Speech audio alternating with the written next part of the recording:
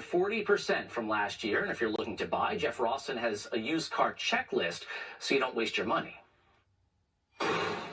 Yeah, with the chip shortage dragging on so long, the demand for used cars is higher than ever. So if you're in the market for one, you know you're going to be paying a lot of money for it. But how do you know you're getting what you pay for, that it's not a lemon, a clunker? Unless the car isn't being held together by, like, duct tape, I wouldn't know what a good quality used car should look like. So I looked into it, and now I have a few easy ways to find out for any of us in the Rawson Report's used car Clunker Checklist. Let's go. That can indicate all sorts of problems. Walking me through it all, Tony Pagliuso from Atlantis Auto City in Boston. Tip number 1, walk the exterior. When I walk around the car, I'm just looking, because I don't know anything, I'm just looking for, like, obvious dents. Yeah, so there's a lot more to look for. I'm going to show you, just, start by opening the doors and looking for rust in these areas here. Lower doors, rocker panels. So look for, what if there is rust there? Yeah, you probably might want to pass on that vehicle. You also want to make sure, like, this vehicle has side steps. If the side steps are all rotted out, probably everything under the car is rotted out, too. You probably want to pass on that. And there's something else you were telling me about panels. Let's go over this way. Okay. So I'll show you here in the front of the vehicle. It's simply the gap between the two panels, so you want to make sure you have a nice, straight, even gap between the two panels, like this one does here. Between the car and the hood here. Correct. Okay. And then you want to make sure to match on the other side the panel gap between the two panels, and make sure it's the same. Why?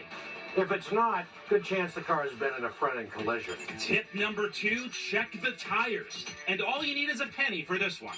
I know there's a penny test that you're supposed to do with the tires. Yeah, there is. But I always forget, which is probably useless for me, like what exactly the test is. So can you show me what this is? Absolutely. So what you want to do is look at Lincoln's head, and you want to get down here on the tread. But you have Lincoln's head upside down. Correct, upside down. You want to put the penny into the tread and make sure that some of Lincoln's head is obstructed by the tread.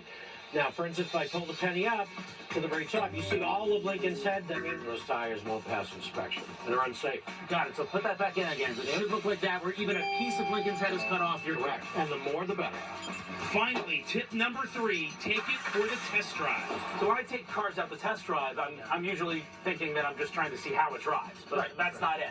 No, you got to make sure everything works. First thing I do is check the seat belts, make sure if they're frayed. If they've been frayed, it's possible the airbags went off, car might have been in a collision. Really? So just check these seat belts to make sure. Wow. Absolutely. Okay. And discoloration on them as well is on a good sign. You want to check all the buttons, make sure everything works. The heat, the air conditioning, the stereo system. This one car has got a lot of options. I check the heated seats, the heat and air conditioning. It's got a navigation system. Because these are all things, if they don't work, it's going to cost you money. It's going to cost you money after the sale, and you got to kind of factor that in, And before you sign anything, get the car's basics. It's really easy. Just get the make, the model, the VIN number. That's right on the windshield there. And look it up on websites like Carfax and Kelley Blue Book.